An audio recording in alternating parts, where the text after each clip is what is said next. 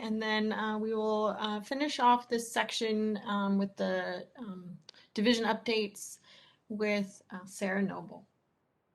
I am back again, this time with a different hat on. This time I'm wearing my PSD hat.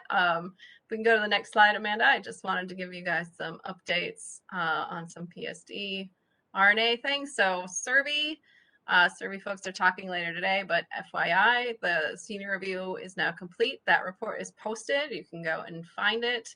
And NASA's responses should be posted momentarily, certainly by the end of the week. And so you can see how that came out. Our CAN 4 draft was released a couple weeks ago. We held a town hall back in April. You can see the video of most of that town hall. Unfortunately, the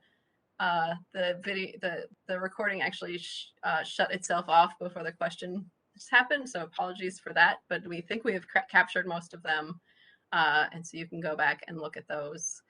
And the comment period for that has now closed. We are working on incorporating the comments that we got and getting that final version out as soon as we can. Once that goes out, it'll be open for 90 days, and then we will work on getting it reviewed. Next slide. I wanted to point out another one of our opportunities, analog activities call. This was a new call we put out last year. We actually just selected 10 members just last week. Most of those folks will be participating in Artemis 3 focused activity this summer. Some will also be participating in Desert Rats. We'll get more information about both of those analog activities in a later session today, so you can find out what they are. But the basic point here is to sort of start working down some of our priority objectives that were collated in the AOA STAT report, which you will also hear from Kelsey about later this afternoon, which set out to prioritize all of the things that we need to do with analogs in order to be ready for Artemis. So a lot of this stuff like understanding how a backroom is structured, how our communications and software are going to work, what's our science con-ops are going to look like, how we're going to deal with the lighting conditions. We have a lot of questions in order to get ready for Artemis 3 that we're going to be able to really tackle using some of these analog activities. And so this science team is going to help us with that. There is another call for next year for the analog programs that we're going to be running next year. And I just want to remind folks that that is open to US persons. We're restricting that because of all the technology access that you need. So US persons, as well as senior graduate students. We do understand that there are up-and-comers that we are interested in getting invited into this community, and so we have opened up this call to include senior graduate students. I will point out that one of the 10 members we selected last week is, in fact, a senior graduate student. We're pretty excited to be able to sort of start to expand that very small community. Next slide.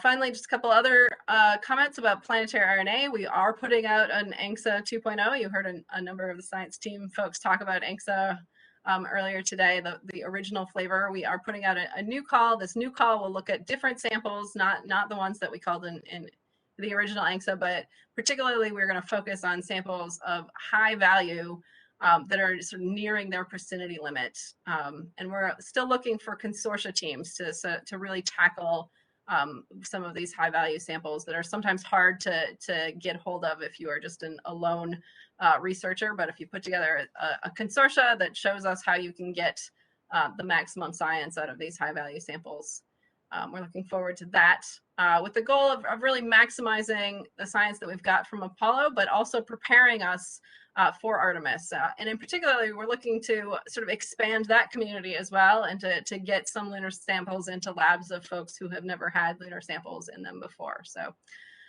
please consider applying and talk to other folks if you're working on putting together a consortia.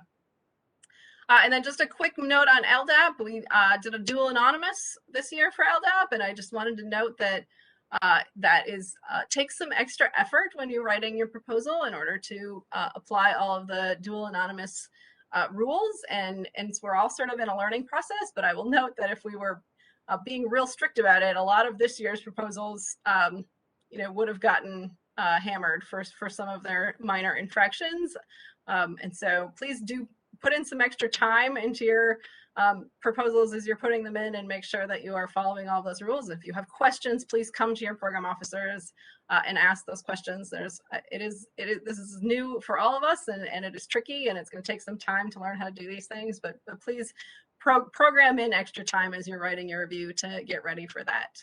I also want to note that like many of our programs, proposal numbers were down in LDAP. And I'm hoping that that is not the start of a trend, that is a little bit of stress on all of us from the pandemic, and that those numbers are going to rebound pretty quickly as we go forward, and as we start to get new data in from CLIPS and from all the other lunar activities we've got coming up. And so we are getting ready for that. And that is my last slide.